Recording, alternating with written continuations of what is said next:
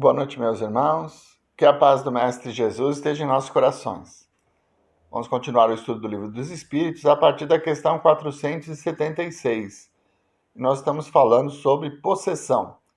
Na época do Kardec, essa palavra era utilizada, mas hoje entendemos que não existe essa possibilidade do espírito possuir o nosso corpo, ou seja, afastar o nosso espírito e um obsessor nos dominar-nos, como acontece aí no cinema, né? Nos diversos filmes de terror que tratam desse assunto.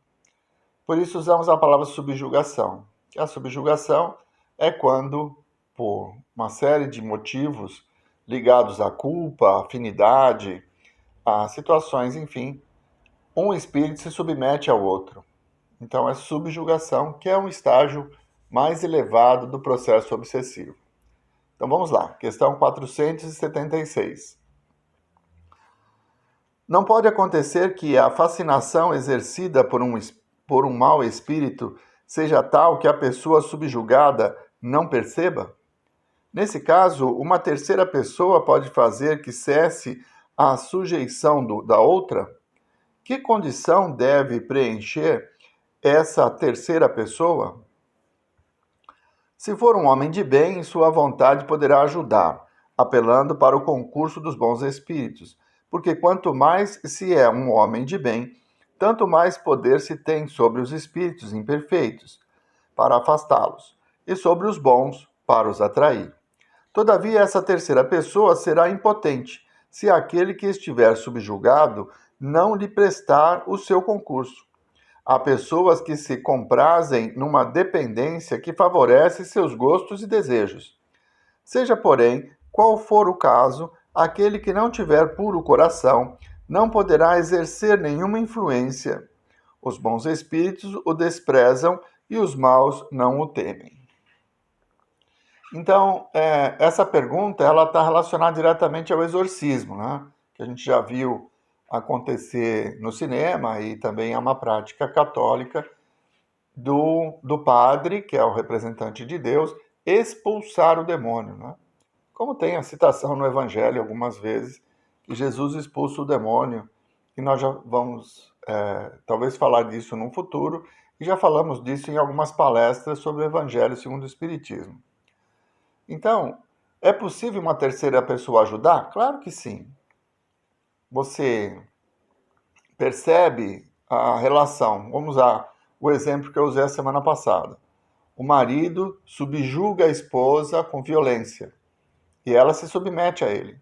Como você é muito amigo da esposa ou muito amiga da esposa e deseja ajudá-la, você vai ao encontro dela e começa a explicar: olha, isso não é natural, ele está sendo violento, você devia denunciá-lo, se liberte, você não precisa se submeter, a culpa não é sua. Enfim, tentar convencer a esposa que essa relação que ela está vivenciando é doentia. Mas isso só vai acontecer se ela concordar com você. Normalmente, o que nessa circunstância de subjugação nesse extremo, o espírito subjugado ele não aceita a interferência de terceiros. Mesmo que você, com todo o amor, tente envolver aquela pessoa para que ela se liberte, mostrando para ela que ela é capaz, ela tem o direito de escolher seu caminho, que ela pode, pelas suas forças, conduzir a sua história, se ela não desejar, vai continuar subjugada. Então, uma pessoa de bem tem bons princípios, vai levar boas vibrações, boas companhias. Como ele coloca aqui, afasta os maus e aproxima os bons, perdão. Mas isso vai depender muito da situação do subjugado. Se ele deseja sair, né? Em muitos casos, a esposa apanha até desencarnar. Ela aceita isso de uma forma, ela se sente tão culpada pela relação que ela se submete até chegar ao ponto de desencarnação em alguns casos. Então, depende da pessoa. O obsediado vai conseguir se libertar do obsessor quando conseguir aceitar que é capaz disso, né? Ter essa autoconfiança e desejar o bem àquele que o deseja o mal. Então, aquele que é bom afasta os maus espíritos. Os maus espíritos que se aproximam dos bons aprendem com eles e podem se transformar também. Então, a capacidade de influência é dos dois lados. Então, o espírito desencarnado tem maior influência sobre nós. Não. Somos também espíritos e também temos a capacidade de influenciá-lo.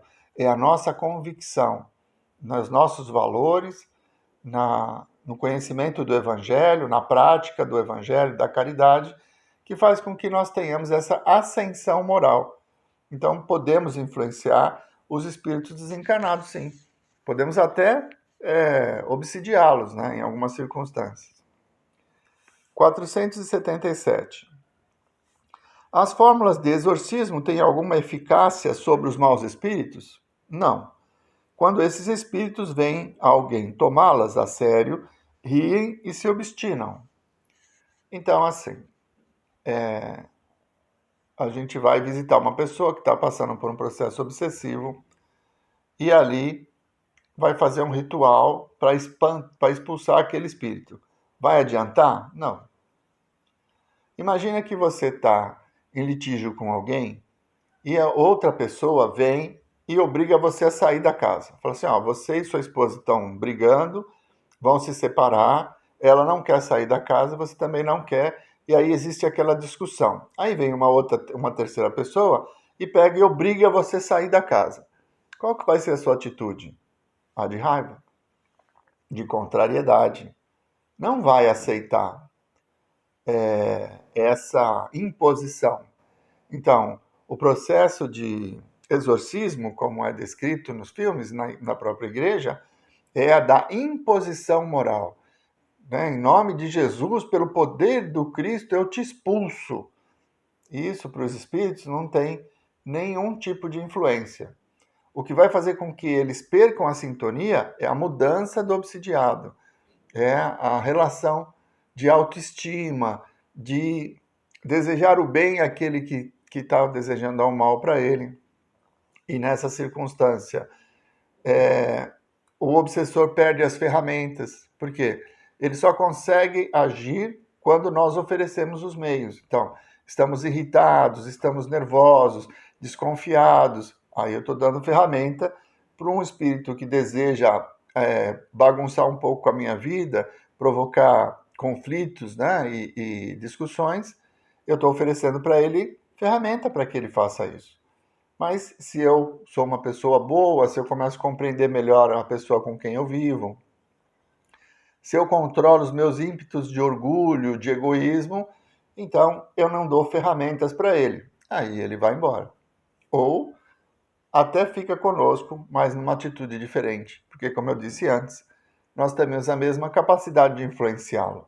Então podemos mostrar um caminho do bem para que ele possa se libertar do ódio e normalmente o processo obsessivo ele serve justamente para isso, para que haja uma reconciliação nessa proximidade, percebendo que as pessoas mudam, não é? Então aquele que um dia o ofendeu e por isso gerou o processo obsessivo, hoje é uma pessoa diferente, que deseja fazer o bem.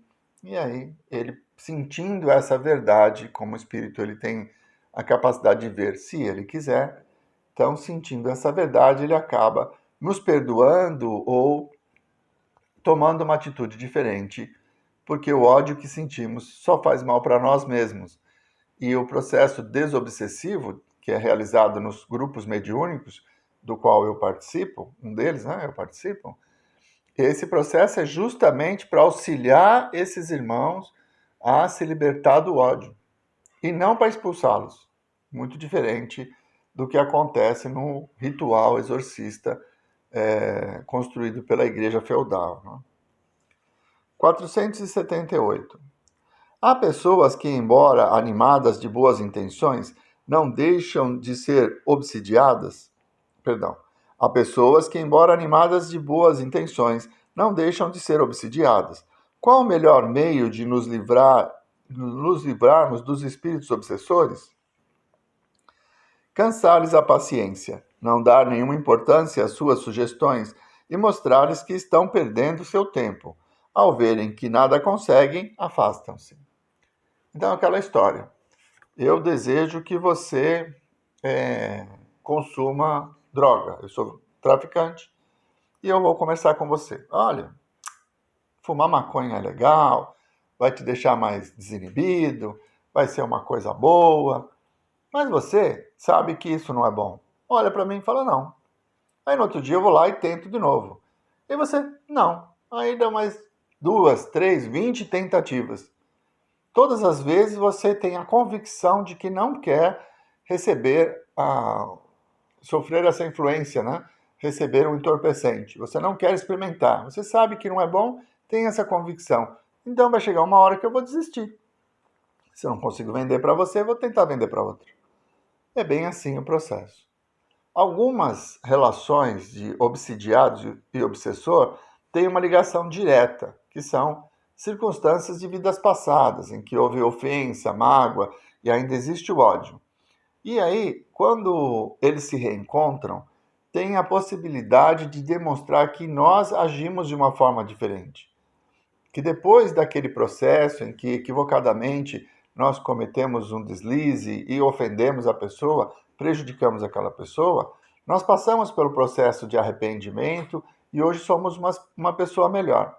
Então, quando ele se aproxima para se vingar, ele precisa que nós ofereçamos para ele os meios. E qual meio nós vamos oferecer para ele? O amor.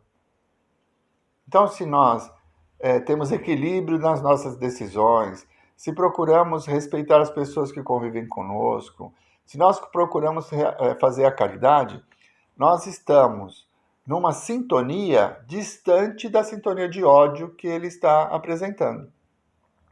E aí ele vai persistir por um tempo e vai embora. Ou, vendo a nossa mudança, ele pode se libertar do ódio e perceber que, se ele desejar, ele pode continuar a vida dele, construir a sua própria felicidade, independente de nós. Porque demonstramos que somos diferentes hoje pela nossa convivência. Então, como eu disse lá atrás, nós podemos influenciar os espíritos, somos espíritos, com o nosso comportamento, com os nossos pensamentos, com a nossa atitude. Então, amar os nossos inimigos, nos convida Jesus, né? Quem são os inimigos? São aquelas pessoas que não concordam conosco.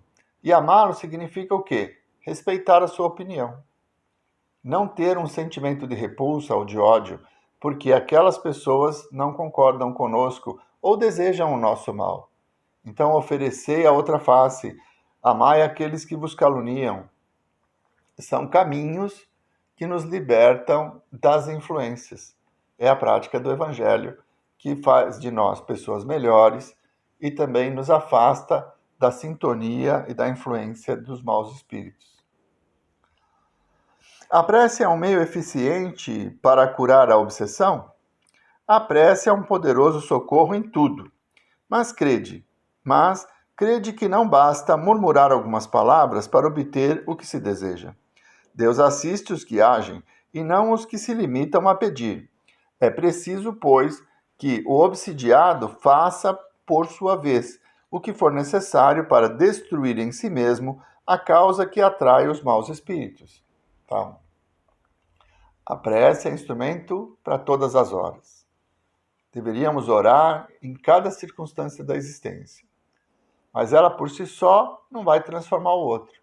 O que vai transformar o outro é o nosso comportamento. Então, buscar na prece a força, a sintonia com bons espíritos, o equilíbrio para vivenciar as experiências da vida, isso nos faz pessoas equilibradas. Então, a prece, nesse sentido, vai nos ajudar a impedir que espíritos inferiores tenham acesso à nossa mente, porque estamos sintonizados com espíritos mais elevados. Mas ela sozinha, então, olha, eu estou obsidiado, então eu vou orar para Deus afastar esse espírito que está próximo de mim. Só isso não vai adiantar. É preciso que eu mude o meu comportamento para que ele, então, não tenha acesso aos meus pensamentos, às minhas atitudes. 480. Que se deve pensar da expulsão dos demônios, de que fala o Evangelho? Depende da interpretação. Se chamais de demônios ao espírito mau que subjuga um indivíduo, uma vez destruída essa influência, ele terá sido expulso realmente. Se atribuís uma doença ao demônio, quando o houverdes curado, também direis que expulsastes o demônio. Uma coisa pode ser verdadeira ou falsa, conforme o sentido que se der às palavras. As maiores verdades podem parecer absurdas quando se olha apenas a forma e quando se toma a alegoria pela realidade. Compreendei bem isto e guardai-o, pois é de aplicação geral. Então, quando Jesus expulsava o demônio, na verdade, Jesus ama a todos nós. Ele não faz distinção entre aqueles que já conheceram o caminho e deixaram de ser ignorantes e aqueles que, ainda endurecidos, acreditam nas coisas do passado, por ignorância. A vingança, o ódio, são espíritos adoecidos e Jesus os acolhia com amor. Então, essa ideia de que a imposição moral faz com que a luz o afaste de uma forma poderosa, isso é uma figura que foi criada. O que afasta o espírito é o amor que a gente dedica a ele. Então, Jesus amava aquelas pessoas. Aquele que estava doente e foi ao encontro do Cristo, ouvindo suas palavras, transformou o seu íntimo e aí merecia a cura, recebia a cura. Por isso, Jesus dizia: a sua fé te curou. Então, é a nossa transformação que vai nos libertando. Então, é essa a interpretação que precisamos dar sobre os textos bíblicos que falam de expulsão dos demônios. Muito bem. Na próxima, vamos encerrando por aqui, né? O tempo já está bem adiantado. Na próxima semana, retomaremos a partir da questão 481, convulsionários, que aí é também um processo ligado à mediunidade. Vamos à nossa prece? Mestre Jesus, nós vos agradecemos, Senhor, por esses momentos em que pudemos ter convosco, pelos ensinamentos recebidos através da inspiração dos vossos mensageiros, sempre presentes durante esses trabalhos em que realizamos em vosso nome. Que a vossa paz, que as vossas bênçãos se derramem sobre todos nós, nos fortalecendo, Senhor, para que diante das provas tenhamos a condição de vencer a nós mesmos, nos tornando pessoas melhores e resgatando os erros do passado. Muito obrigado, Mestre Jesus. Muito obrigado, meus irmãos. Uma boa noite a todos.